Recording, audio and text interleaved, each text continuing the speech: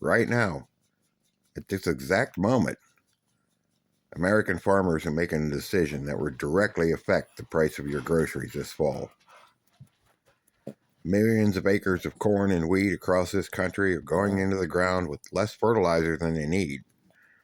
Not because the farmers don't want to use it, because they can't afford it. And by the time most Americans figure out what that means for the price of bread, meat, cereal, it'll already be too late to do anything about it.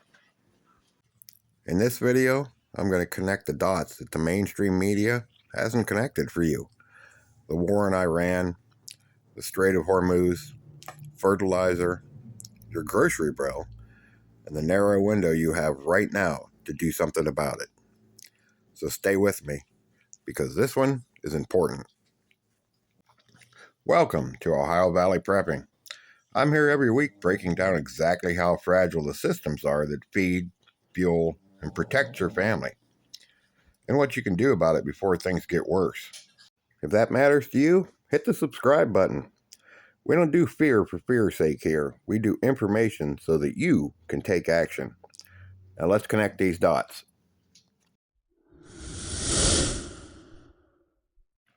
Most people have heard about the war in Iran. Most people know gas prices are up. But here's the connection almost nobody in the mainstream media has explained clearly. The war in Iran is not just an energy crisis. It's a food crisis in slow motion, happening right now. And here's why. Fertilizer, the stuff that makes the crops grow, it's not just sprinkled in the fields from magic. It's manufactured from natural gas, shipped across oceans in cargo vessels, and applied to fields during a narrow window every spring. Miss that window? And there's no making it up. You can't go back and fertilize crops that have already been in the ground struggling. Now, where does a massive portion of the world's fertilizer come from? It comes from the Middle East.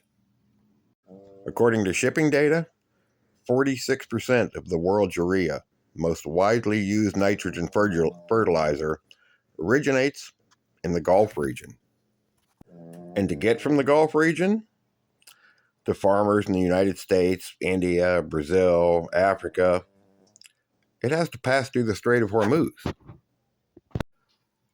The same Strait of Hormuz that is effectively closed right now due to the Iranian war. 1/3 of the global fertilizer trade passes through a 21-mile wide channel that is now effectively closed. Now, let me give you some numbers that should make every grocery shopper in America stop and pay attention.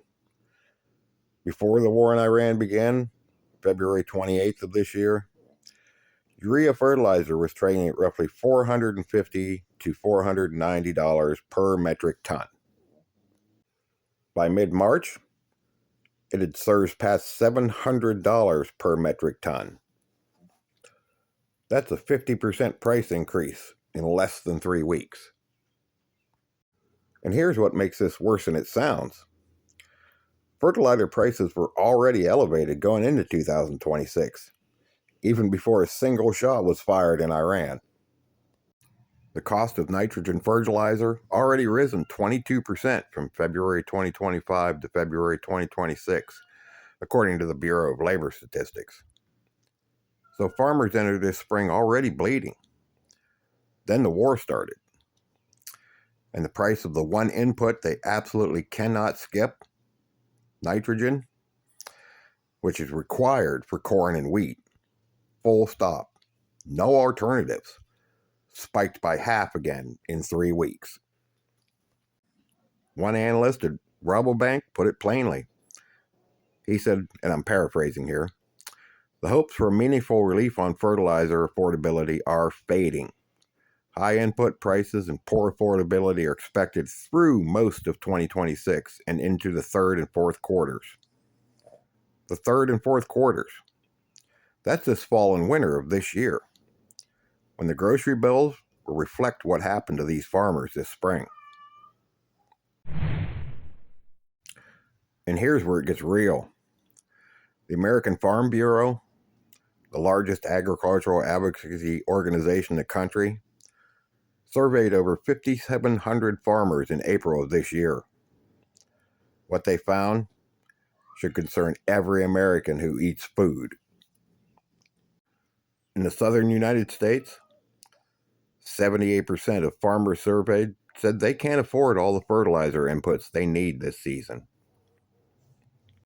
In the Northeast, it's 68%. Out west, 66%. And even in the Midwest, it's 48%. Nearly half of the Midwest corn farmers going into this growing season without full fertilizer coverage. These aren't small hobby farms. These are the operations that produce the corn that feeds your chickens, your cattle, your pigs, the wheat that becomes your bread, the soybean that's in everything from cooking oil to infant formula. And all this is going into the ground underfed. Now, what happens when a crop doesn't get enough nitrogen fertilizer? Yields drop. Not dramatically in one field, and not catastrophically overnight, but across millions of acres. A 5% yield reduction on 94 million acres of corn means billions of bushels of corn that don't get harvested. That's right, billions of bushels of corn that don't become the feed that produces your meat, or the ethanol that stretches your fuel supply, or the raw ingredients in hundreds of foods. And the farmers know this. One farmer in North Carolina who was quoted on CNBC this spring said something that really stuck with me. He said, "We're paying input prices of 2026, but we're getting crop prices of the 70s and 80s. Let that land for a minute. The cost of growing food is at a record high, and the prices the farmers are paid for that food has completely collapsed. According to the National Corn Growers Association, corn farmers are currently losing 85 cents on every single bushel they sell. Farm bankruptcies in 2025 reached 315 Chapter 12 filings. That is a 46% increase from the year before. These aren't statistics. These are families in the Ohio Valley, Illinois, Iowa, Kansas. Families that farmed the same land for 3 or 4 generations, filing for bankruptcy because the math no longer works. Now, I need to add one more layer to this, because the fertilizer crisis isn't just happening in isolation. According to NOAA and Fortune magazine's agricultural report from 2 weeks ago, right now, today, nearly 70% of all U.S. winter wheat production is under drought conditions. 29% of soybeans and 26% of corn. An unusual warm winter in the West has depleted the snowpacks, the natural freshwater reservoirs that help farmers survive dry summers. The Central Plains and the Cotton Belt are both experiencing drought conditions that arrived earlier than normal and are tracking worse than seasonal averages. Now, let me be very clear about what this means. When you stack it on top of the fertilizer crisis, fertilizer prices up 50%, farmers cutting back on inputs, drought conditions across a third of the country's most important crop regions, and a war that analysts say could suppress fertilizer supply through the end of the year, we've got some real trouble coming. The USDA's food price forecast, published in March, projects food prices will rise 3.6% in 2026. But here's the important caveat included. The projection assumes drought conditions do not persist to the point of crop failure. If they do, the USDA specifically said reduced yields would lead to higher prices for livestock feed, snowballing into more expensive meat and dairy products for years, not months. Now, let me bring this home, because we're in the Ohio Valley, and this is not an abstract global story. This is happening in fields you drive past on your way to work. Ohio is one of the top corn-producing states in the country, along with Indiana, Kentucky, and West Virginia. All of these states in our region has significant agriculture exposure to exactly what I've just described. The farmers in our community are making fertilizer reductions decisions right now. The crops going into the ground in our region right now are going in under stress.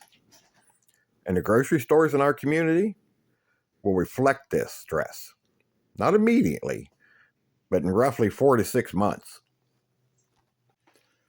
Which is exactly when the USDA and the World Food Program both project food prices impact to peak. Fall of 2026. This is not a prediction. This is the math. Okay, let's take a breath. I know that was a lot of information, and I know some of it's, well, kind of alarming. But here's the thing about the alarm. It's only useful if it leads to action. So let's talk about action. So here's what rising food prices means in a practical term for a prepared Ohio Valley household, and what you can do about it starting this week. First thing, buy shelf-stable food right now at today's prices. Listen, this is the most important thing I can tell you. The food you buy this week, the canned goods, the rice, the dried beans, the pasta, the peanut butter, is priced at today's rates. If the USDA projections are correct and food prices go up 3.6% or more by fall, every can of food you buy this week is effectively on sale compared to what it'll cost you in October.